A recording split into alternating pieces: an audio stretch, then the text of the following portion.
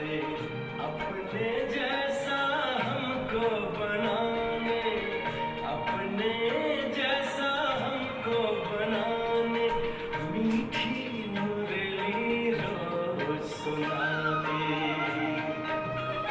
कितने भाग्यवान हम, भगवान हमसे मिलने आते।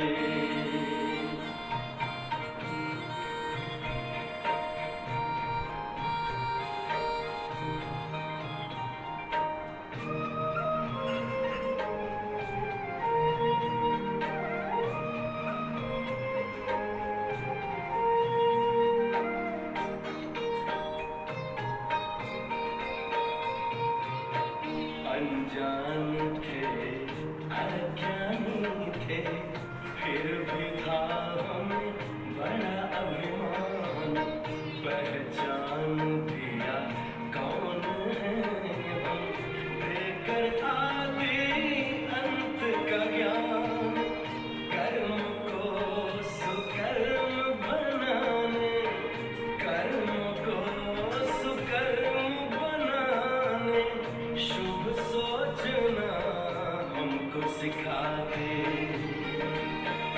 कितने भाग्यवान हम, भगवान हमसे मिलने आते।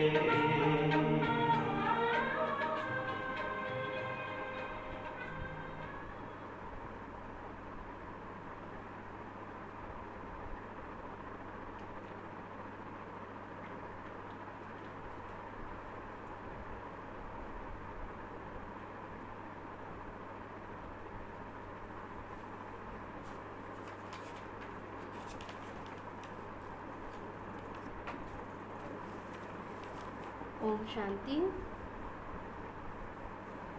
आज बाबा की 23 तारीख के महावाक्य है। बाबा ने कहा, मीठे बच्चे श्रेष्ठ ते श्रेष्ठ बनने के लिए, श्रेष्ठ ते श्रेष्ठ बनने के लिए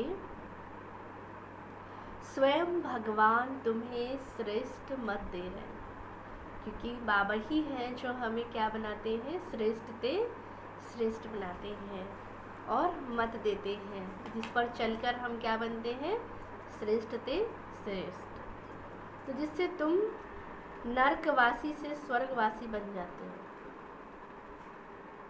प्रश्न है, देवता बनने वाले बच्चों को, देवता बनने वाले बच्चों को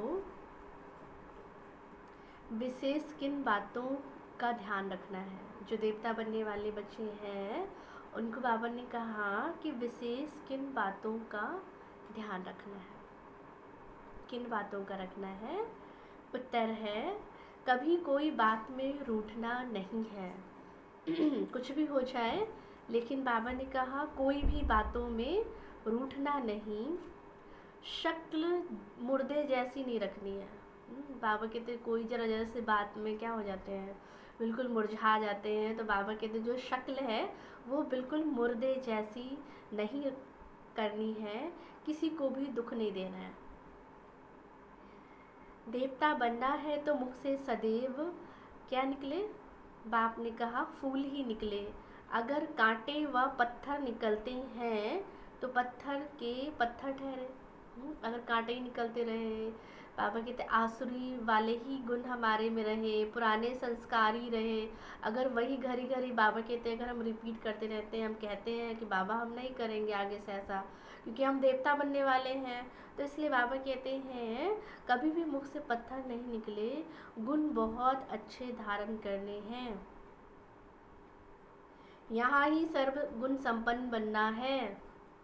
सजा खाएंगे तो पद भी अच्छा नहीं मिलेगा। तो इसलिए बाबा ने कहा अगर हम चाहते धर्मराजपुरी में ना जाए, सजा हमें ना मिले, तो उसके लिए बाबा कहते हैं हमें क्या करना है, हर एक बात पर अटेंशन देना है, किसी को दुख नहीं देना है। अपना शक्ल भी बाबा कहते कैसे रखना है, बहुत अच्छा चेयरफुल हर्षित मुख खिला हुआ होना चाहिए, क्योंकि हम फूल बनने वाले हैं, देवता बनने वाले हैं, तो हमें हर कर्म पर बाबा ने कहा ध्यान देना है। चेकिंग करना है कि हम जो बनने वाले हैं, जो हमारा एम ऑब्जेक्ट है, उस तरफ हम जा रहे हैं कि नहीं, वो क्वालिटी हमारे आत्मा में आ रही है या नहीं, या वही पुराने संस्कार है। तो इसलिए बाबा ने कहा देखना है, बहुत अच्छे गुण धारण करने हैं, यहाँ ही सर्वगुण संपन्न बनना है, सजा खाएंगे तो पद अच्छा नहीं मिलेगा। ओम शांति। नए विश्व व नई दुनिया के मालिक बनने वाले रूहानी बच्चों प्रति बैठ रूहानी बाप समझाते हैं। यह तो बच्चे समझते हैं बाप आए हुए हैं। किस लिए आए हैं? हमको बेहद का वर्षा देने। हम लायक नहीं थे, कहते हैं हे प्रभु मैं लायक नहीं हूँ, मुझे लायक बनाओ। मंदिर में जाते हैं ना, गाते हैं मुझ निर्गुण हारे में कोई गुण नाही, हे प्रभु हमको क्या करो, है हम पर तरस करो या हमें लायक बनाओ। तो बाप कहते हैं, बाप समझाते हैं तुम मनुष्य तो हो, यह देवताएं भी मनुष्य हैं, परंतु इनमें दैवी गुण है, इन्हों को सच्चा सच्चा मनुष्य कहेंगे।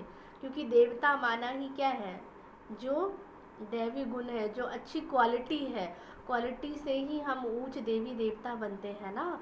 मनुष्यों में आसुरी गुण होते हैं तो चलन जानवरों मिसल हो जाती है, दैवी गुण नहीं है तो उसको आसुरी गुण कहा जाता है। अब फिर बाप आकर मनुष्य से देवता बनाते हैं। सचखंड में रहने वाले सच्चे सच्चे मनुष्य कौन होते हैं? जो सच्चे सच्चे मनुष्य होते हैं, बाबा कहते हैं यह लक्ष्मी और नारायण, इन्हों को फिर देवता कहा जाता है। इन्हों में दैवी गुण है। भल गाते भी हैं, हे पतित पावन आओ, परंतु पावन राजाएं कैसे होते हैं, फिर पतित राजाएं कैसे होते हैं, यह राज कोई जानते ही नहीं है। वह है भक्ति मार्ग, ज्ञान को तो कोई जानता ही नहीं है। तुम बच्चों को बाप समझाते हैं और ऐसा बनाते हैं। कर्म तो यह देवताएं भी सतयुग में करते हैं, परंतु पतित कर्म नहीं करते। वहाँ जो कर्म होगा वो कैसे होंगे, जो भी हम कर्म करेंगे वो सुकर्म बन जाते हैं। और यहाँ बाबा कहते कलयुग में जो भी कर्म करते हैं वो विकर्म होते हैं। क्यों? क्योंकि यहाँ पर बाबा कहते क्या है, पतित है। तो बाप कहते हैं उनमें दैवी गुण है। छीछी काम करने वाले ही छीछी काम ना करने वाले स्वर्गवासी होते हैं। नरकवासी से माया छीछी काम कराती रहती है। अब भगवान बैठ श्रेष्ठ काम करना सिखाते हैं कि देवता बनने वाले हैं। तो बाप कहते कोई ऐसा कर्म हमें नहीं करना है जिससे बाबा कहते क्या है, हमें कितना ऊंचा बाबा हमें मर्तबा देते हैं, इतना ऊंच टाइटल देते हैं। तो बाबा कहते हैं देखो हर कर्म कैसे करना है, श्रेष्ठ करना है। देवताएं श्रेष्ठ है, रहते भी नई दुनिया में है, ये भी तुम्हारे में नंबरवार पुरुषार्थ अनुसार जानते हैं। तो बाप कहते माला भी बनती है ना, 8 की व 108 की करके 16,108 की भी कहे, वह भी क्या हुआ, इतने करोड़ मनुष्य हैं। तभी तो बाबा कहते हैं ना छटनी होगी तो उसमें क्या है, पहले कितना होंगे, 8 होंगे, फिर 16,108 होगा, फिर 16,108 होगा। तो इसमें 16,000 निकले तो क्या हुआ, 1/4% भी नहीं। बाप बच्चों को कितना ऊंच बनाते हैं, कितना ऊंच बनाते हैं। रोज बच्चों को समझाते हैं कोई भी विकर्म नहीं करो, तुमको ऐसा बाप मिला है तो बहुत बहुत अंदर में खुशी होनी चाहिए। तुम समझते हो कि हम बेहद के बाप ने हमको एडॉप्ट किया है, समझते हो, हम उनके बने हैं। बाप है स्वर्ग का रचयिता, तो ऐसे स्वर्ग का मालिक बनने के लायक सर्वगुण संपन्न बनना पड़ेगा। ये लक्ष्मी नारायण देखो सर्वगुण संपन्न थे, इन्हों के लायकी की महिमा की जाती है। कोई बहुत अच्छा नाम करता है, कोई बहुत अच्छे कर्म करते हैं, तो बाबा कहते हैं उनका भी सब लोग क्या करते हैं, गुणगान करते हैं, उनकी महिमा करते हैं। तो जो लायक होते हैं उनकी क्या है, स्वतः ही महिमा होती है। तो बाप कहते 84 जन्मों के बाद हम फिर क्या है, लायक के बजाय ना लग जाता है, माना ना लायक। तो हर एक जन्म नीचे उतरे तो कला हमारी कमती होती गई, ऐसे धीरे धीरे कम हो जाती है। जैसे ड्रामा भी जू मिसल चलता है, तुम भी धीरे धीरे नीचे उतरते हो। उतरते बाबा कहते हैं कितने 1250 वर्ष में दो कला हमारी क्या हो जाती है, कम हो जाती है। फिर रावण राज्य में जल्दी जल्दी कला कम हो जाती है। तभी बाबा कहते हैं ना, हमारे में कोई कला, कोई क्वालिटी रही ही नहीं। कहाँ हम सर्व गुणों से संपन्न थे, 16 कला संपूर्ण थे, संपूर्ण निर्विकारी थे, कोई विकार नहीं था, है ना, कोई राग द्वेष विकार कुछ भी नहीं था हमारे अंदर। फिर धीरे धीरे बाबा कहते क्या है, विकारों की प्रवेशता होती गई, कला हमारी कम होती गई। फिर बाबा कहते कलयुग में जल्दी जल्दी कला कम हो गई। फिर ग्रहण लग गया। जैसे सूर्य चांद को भी ग्रहण लगता है, ऐसे नहीं कि चंद्रमा सितारों को ग्रहण नहीं लगता है, सबको पूरा ग्रहण लगता है। अभी बाबा कहते हैं ना, पूरी सृष्टि पर ही क्या है, ग्रहण लगा। अभी तो आत्मा पे ग्रहण लगा है, तो उस ग्रहण को कैसे उतारना है। तो बाप कहते हैं याद से ही ग्रहण उतरेगा। आत्मा पे जो कट चढ़ी है, जो मैल चढ़ी है, वो जितना जितना हम याद करेंगे हमारा ग्रहण उतरेगा। याद में नहीं रहते हैं तो ग्रहण भी कैसे उतरे। बाबा कहते बच्चे कोई भी ऐसे पाप काम नहीं करो। पहला नंबर पाप है देह अभिमान में आना, ये कड़ा पाप है। बच्चों को इस एक जन्म के लिए ही शिक्षा मिलती है, क्योंकि अभी बाप कहते हैं दुनिया को क्या होना है, चेंज होना है। तो ये बड़ा कड़ा पाप है। बच्चों को इस एक जन्म के लिए शिक्षा मिलती है, फिर ऐसा कोई शिक्षा नहीं मिलती है। बाबा कहते हैं देखो, बैरिस्ट्री आदि की शिक्षा तो तुम जन्म जन्मांतर लेते आए हो, स्कूल आदि तो सदा है ही। यह ज्ञान एक बार मिला, बस ज्ञान सागर बाप ही आकर एक बार हमें यह ज्ञान देते हैं। तो वो रचना, वो अपना और अपनी रचना की आदि मध्य अंत की नॉलेज देते हैं। बाप कितना सहज करके समझाते हैं। तुम आत्माएं सब यहाँ पाठधारी हो। आत्माएं अपने घर से आकर यहाँ पर पाठ बजाती है। बाप कहते उनको मुक्ति धाम कहा जाता है। स्वर्ग है जीवन मुक्ति, यहाँ तो है सब जीवन बंध में। बाबा कहते कोई न कोई बंधनों में है, कोई न कोई संस्कारों का बंधन, कर्म का बंधन, हर एक चीज़ का बाबा कहते हैं यहाँ बंधन है, बंधनों में बंधे हुए हैं। और सत्युग क्या है, बाबा कहते जीवन मुक्त, यहाँ तो कड़ा बंधन है। ये अक्षर भी यथार्थ रीति याद करने हैं। मोक्ष कभी होता नहीं है। मनुष्य कहते हैं मोक्ष मिल जाए, अर्थात आवागमन से निकल जाए, परंतु पाठ से तो कोई निकल नहीं सकते हैं।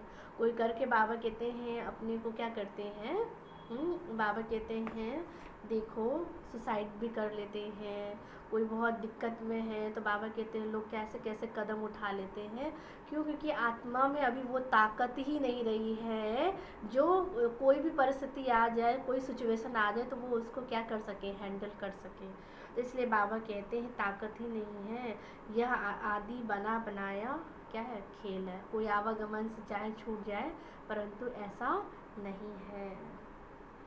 परंतु पाठ से तो निकल नहीं सकते हैं। यह अनादि बना बनाया खेल है। वर्ल्ड की हिस्ट्री ज्योग्राफी रिपीट होती है। सत्युग में वही देवता आएंगे, पीछे इस्लामी बौद्धि आदि सारे धर्म क्या है धीरे धीरे नंबरवार आएंगे। ये ह्यूमन झाड़ बन जाएगा, इनका बीज ऊपर में है। झाड़ कहाँ है, सारे नीचे हैं। यहाँ पर इस कर्म क्षेत्र पर क्या कर रहे हैं, पाठ बजा रहे हैं, बाकी क्या है बीज ऊपर है। तो इसलिए बाबा कहते हैं इसको क्या है, ह्यूमन, बाबा कहते हैं झाड़ कहा जाता है। तो सारे यहाँ पर नीचे क्या कर रहे हैं, पाठ बजा रहे हैं, इनका बीज ऊपर में है। बाप मनुष्य सृष्टि का बीज रूप है। मनुष्य सृष्टि तो है ही, परंतु सत्युग में बहुत छोटी होती है, धीरे धीरे बहुत वृद्धि होती है। अच्छा फिर छोटी कैसे होगी, अभी तो बाबा कहते बहुत ही विस्तार हो गया है, फिर छोटी कैसे होगी। तो बाप आकर पतित से पावन बनाते हैं, कितने थोड़े ही पावन बनते हैं। बाबा कहते हैं ना सब तो नहीं बनेंगे ना, देखो इतने मनुष्य हैं दुनिया में, बाबा कहते हैं, और उसमें से कितने थोड़े पावन बनते हैं।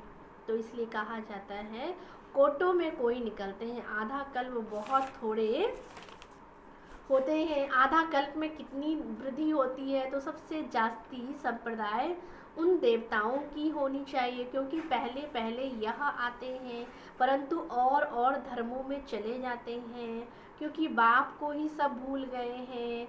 ये एकज भूल का खेल है। बाप को भूला तो बाबा कहते हैं स्वयं को, जो खुद को भूला वो खुदा को भी भूल गया, तो खुदा को खुद आकर के क्या है अपना परिचय देना पड़ा ना। तो इसलिए बाबा कहते भूलने से ही सभी क्या हो गए, कंगाल बन गए। भूलते भूलते एकदम भूल जाते हो। भक्ति भी पहले एक ही करते हैं, क्योंकि सर्व की सद्गति करने वाला एक है, फिर दूसरे किसी की भक्ति क्यों करनी चाहिए।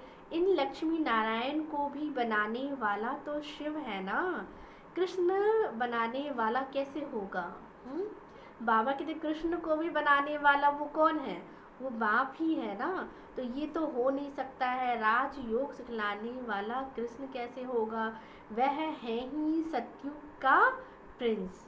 तो बाप कहते हैं कितनी भूल कर दी है, बुद्धि में बैठता ही नहीं है। अब बाप कहते हैं मुझे याद करो और दैवी गुणों को धारण करो। कोई भी प्रॉपर्टी का झगड़ा आदि है तो उनको खलास कर दो। झगड़ा करते करते तो प्राण भी निकल जाएंगे। बाप समझाते हैं इसने छोड़ा तो कोई झगड़ा आदि थोड़ी किया। बाबा कहते हैं देखो कम मिला तो जाने दो, उसके बदले कितनी राजाई मिल गई। बाबा बताते हैं मुझे साक्षात्कार हुआ विनाश और राजाई का, तो कितनी खुशी हुई। बाबा के तो उसके आगे यहाँ की दुनिया में कितने भी वैभव है, सुख सुविधाएं हैं, कितनी बाबा कहते हैं धन वैभव है, लेकिन वो सब क्या है, जो स्वर्ग का सुख के आगे वो सब कुछ क्या है, बाबा कहते फीका है।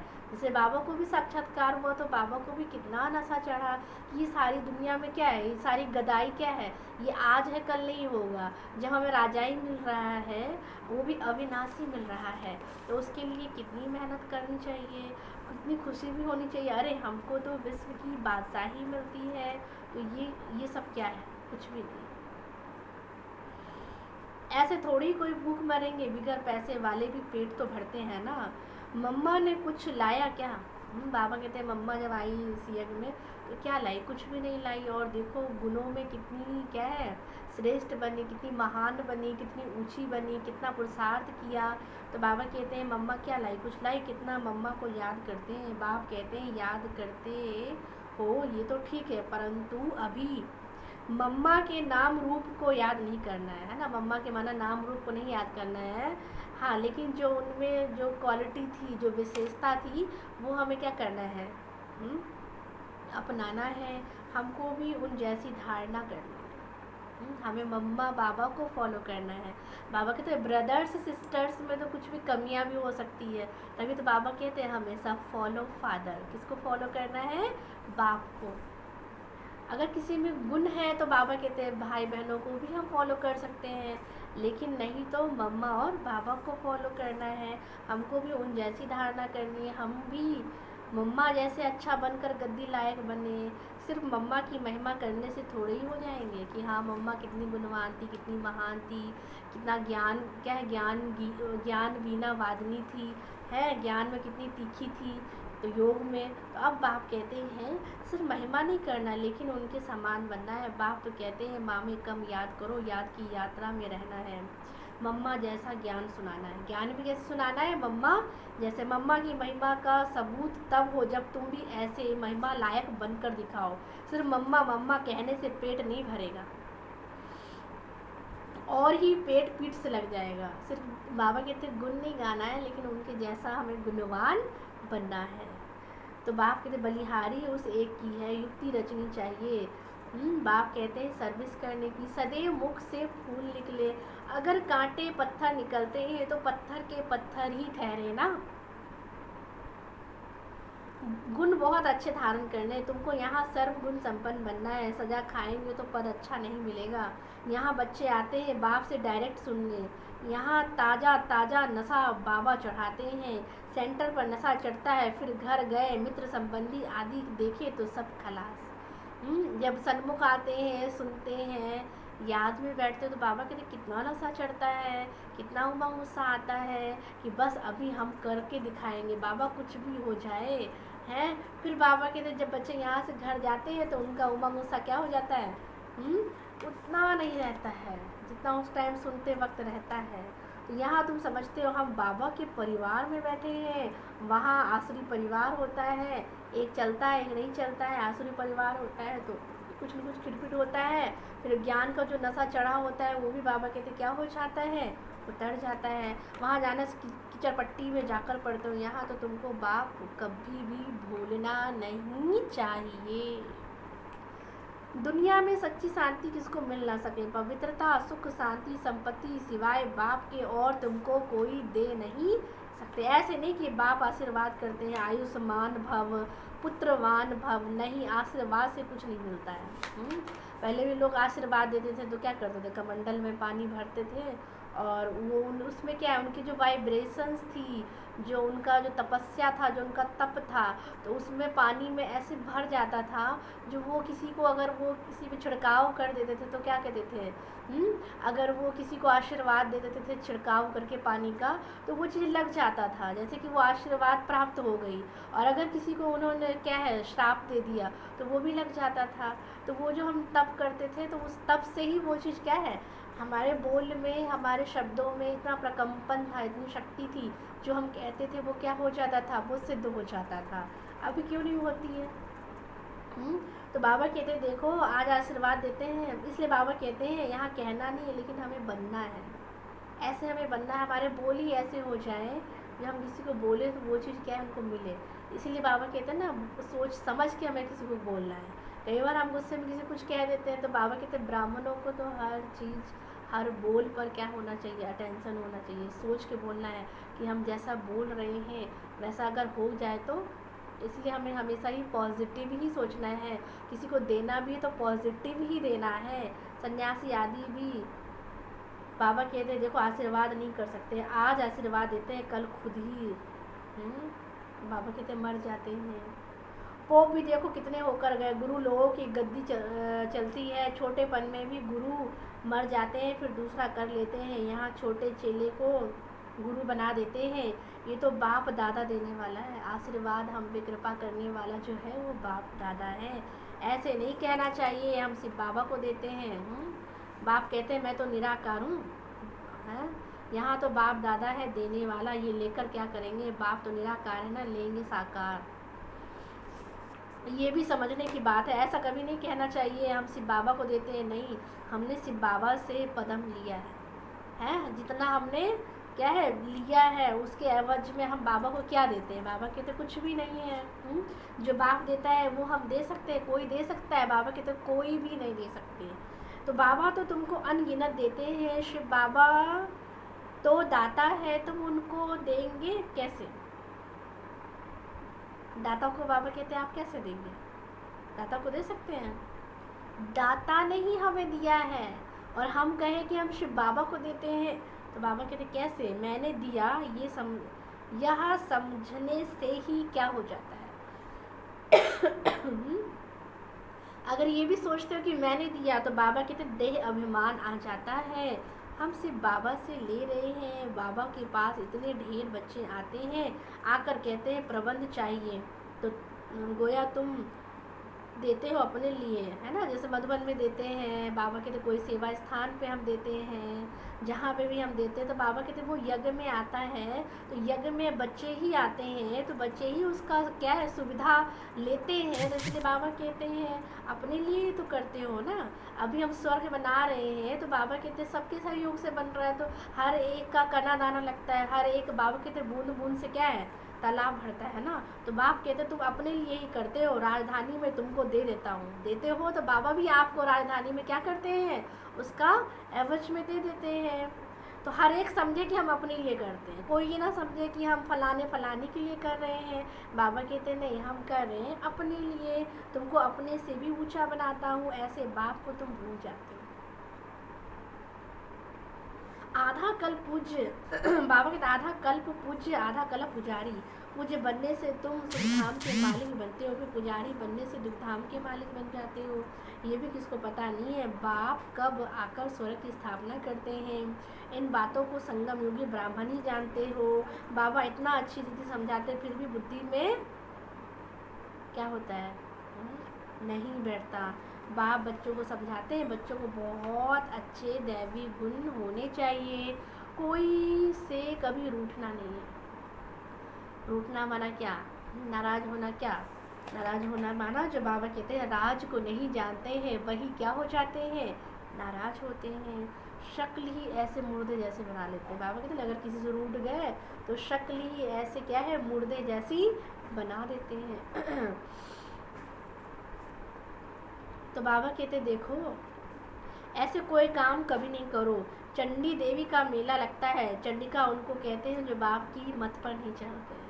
तो बाबा कहते हैं मंदिर क्या है, चंडिका देवी का भी बनता है, लेकिन बाबा कहते हैं चंडिका देवी कोई बनना चाहेगा, चाहेगी नहीं ना। तो बाप कहते हैं जो मत पे नहीं चलते हैं तो उनकी ऐसी चंडिका देवी की मंदिर बनती है। जो दुख देती हैं ऐसी चंडिकाओं का भी मेला लगता है। मनुष्य अज्ञानी है ना, अर्थ थोड़ी समझते हैं। कोई में ताकत नहीं, वह तो जैसे खोखले हैं। तुम बाबा को अच्छी रीति याद करते हो तो बाप तुम्हें क्या देते हैं, ताकत देते हैं।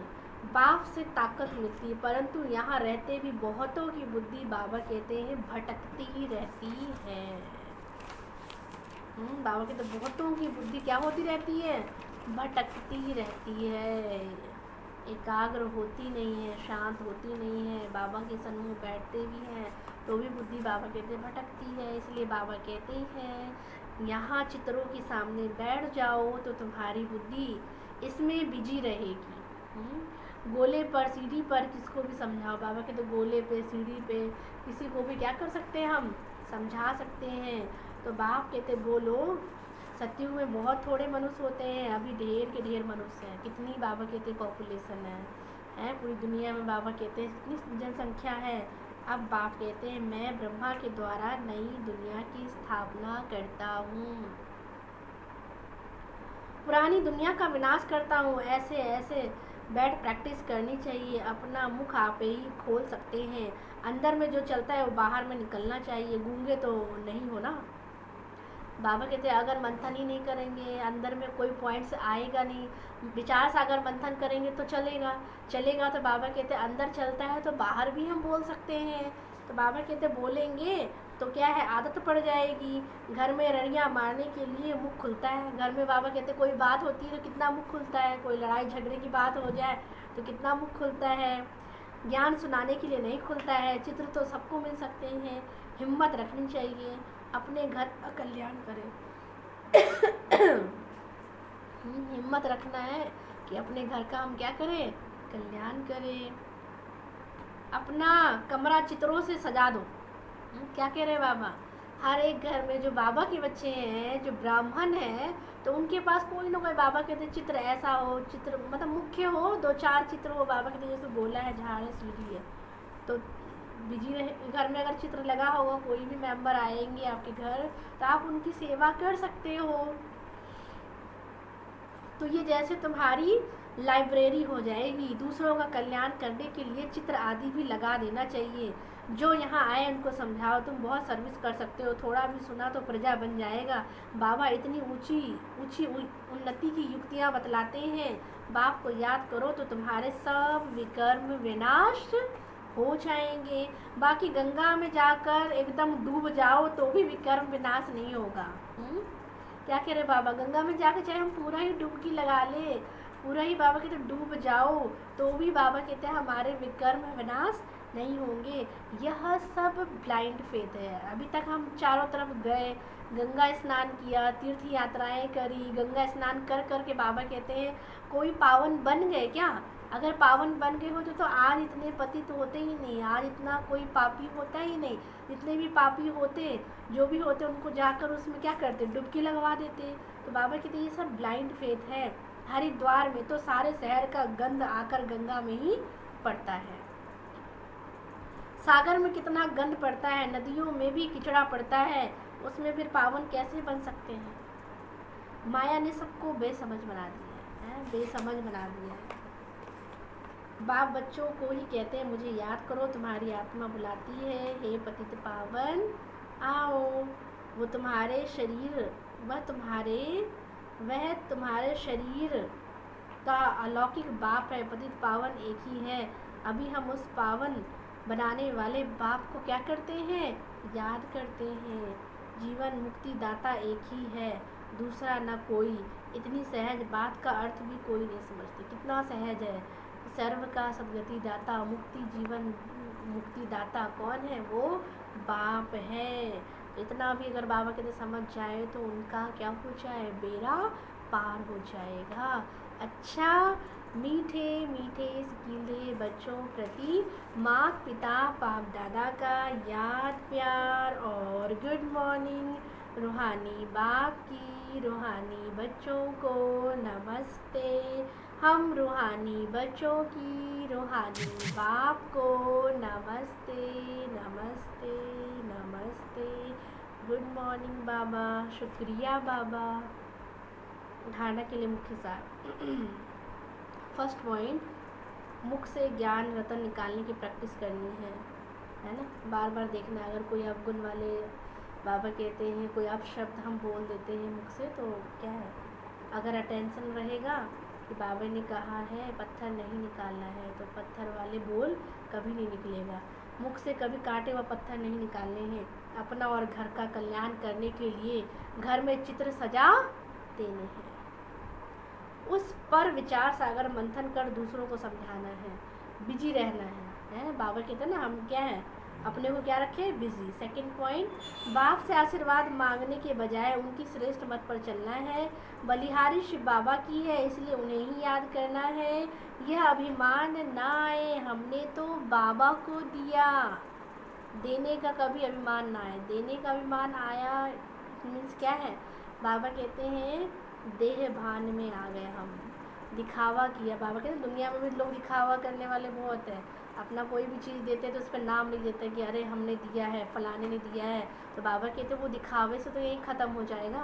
बाबा कहते हैं यहाँ दो तो एक हाथ से दो तो दूसरे हाथ को भी नहीं पता चले, तो बाबा कहते सफल होता है। अगर दिखावा किया तो माना देह अभिमान में आकर हमने किया, तो वो फलीभूत नहीं होता है। आज का वरदान है विश्व कल्याणकारी की ऊंची स्टेज पर स्थित रहे। विश्व कल्याणकारी की ऊंची स्टेज पर स्थित रहे, विनाश लीला को देखने वाले साक्षी दृष्टा भव। अंतिम विनाश लीला को देखने के लिए विश्व कल्याणकारी की ऊंची स्टेज चाहिए, जिस स्टेज पर स्थित होने से देह के सर्व आकर्षण अर्थात सर्व पदार्थ, संस्कार, प्रकृति के हलचल की आकर्षण सब समाप्त हो जाती है। बाबा कहते कौन सी स्टेज? जो विश्व कल्याणकारी की स्टेज है, उस पर अगर हम स्थित होते हैं तो बाप कहते हैं देह के सर्व आकर्षण अर्थात सर्व पदार्थ, संबंध, संस्कार, प्रकृति के हलचल की आकर्षण समाप्त हो जाती है। जब ऐसी स्टेज हो तब साक्षी दृष्टा बन ऊंची ऊपर की स्टेज पर स्थित हो शांति की शक्ति की किरणें सर्व आत्माओं के प्रति दे सकेंगे। सर्व को तब दे सकेंगे जब देह और देह के पदार्थ, संबंध, संपर्क, हर एक चीज़ से बाबा कहते हैं जब हम उपराम होंगे, ऊपर होंगे। उपराम माना जब हम ऊपर की अवस्था में होंगे, तो बाबा कहते तभी हम ऊंची स्टेज पर होंगे, तभी हम क्या है शांति की किरणें, शक्तियों की किरणें दे सकेंगे। स्लोगन है ईश्वरीय शक्तियों से बलवान बनो, ईश्वरीय शक्तियों से बलवान बनो, तो माया का फोर्स क्या हो जाएगा? समाप्त हो जाएगा। अच्छा, ओम शांति।